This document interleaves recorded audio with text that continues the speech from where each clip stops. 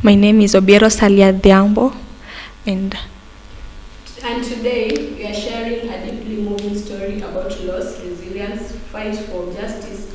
Joining us is Mrs. Shirley, a woman who has faced an unimaginable tragedy, losing two close relative members during the anti-government protest this year.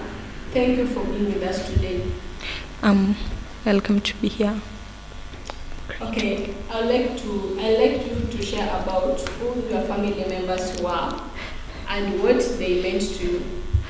My family members were my mom and my brother, and they were very important to me because my brother was the only brother I had, and my mom was the one who always gave us the motivations, and since she's gone, we don't know what our life will be like anymore. Okay, Mrs. Shirley, can you take us through what happened during that day of protest and how did you end up losing your family members? That day, my mom woke up as usual, ready to go to work, and my brother, I don't know where he was headed to. So we were just told by friends that he was seen in the protest. Because he is a youth, we don't blame him because it was a Gen Z protest. But my mom was just at work, so we are grieved because she wasn't even part of the protest. Okay, what has it been like for you and your family since you have lost two members, your mother and your brother? What has it been like for your family since then? It has been really difficult for us since we don't have our mom who has always been there for us through thick and thin, who has always been there to motivate us to go on, never to give up. And for my brother, I feel very hurt since he was still a young person who was going to pursue a lot in life. He had a dream to become a doctor. He had just finished high school, so we were expecting a lot from him, but it is what it is, so we just have to move on. So your brother was a comrade, Yeah. university student? Yeah, he was going to join.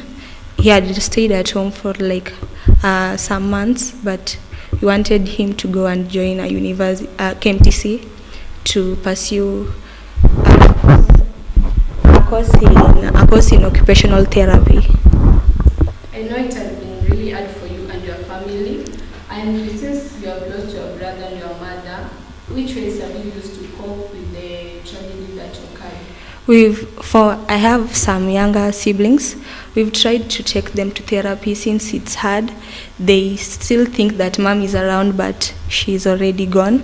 So we have taken them to therapy so that they can at least be taken under the process so that they can recover easily. And for me, I'm just trying to figure out how life will be without my mom and my brother. Okay, what message would you like to tell people outside there that have lost their family members through the anti-government protests that have been going on? I would like to tell all the victims to move on, accept what has happened, and try to make sure that such an incident never happens again. Whenever there is an anti-government protest, they should keep their family members close, make sure that they are not out there, whether going to work or doing anything.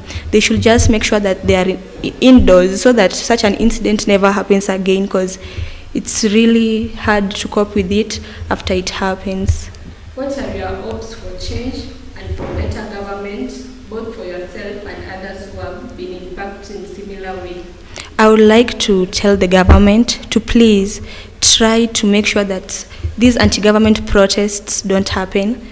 If it's solving an issue with the youths or with other groups in the county, they should try really hard to make sure that these protests never happen again, because it makes people lose their lives, and it's really hard for the victims, and it's really hard because we don't know how we will cope with it, how life will be without those members of our families who have lost their lives. Thank you very much, Mrs. Ross, for sharing your story with us. Your resilience is truly inspiring, and we hope your words reach those who will make difference and your words may encourage those who have lost their relatives and families. Okay, for those who are watching, you can find us on Facebook, Twitter at Serial Link Media House.